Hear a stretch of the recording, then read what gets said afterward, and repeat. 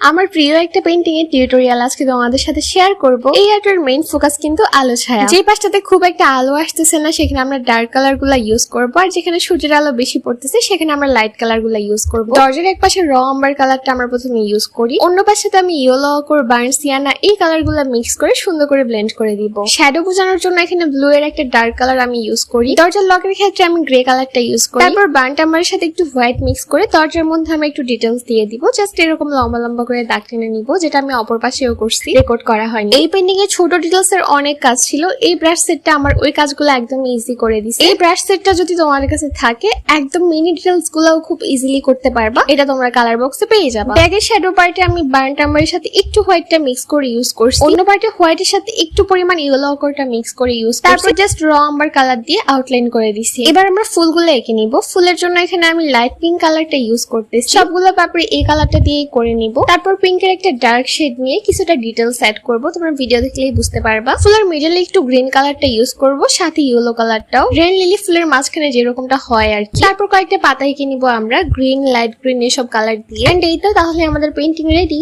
দেখো কত সুন্দর করে আলো ছায়ার জিনিসটা বোঝা যাচ্ছে। আজকের পেইন্টিংটা যদি তোমাদের ভালো লাগে অবশ্যই একটা ফলো দিয়ে লাইক কমেন্ট করে দিও। নাও টাটা।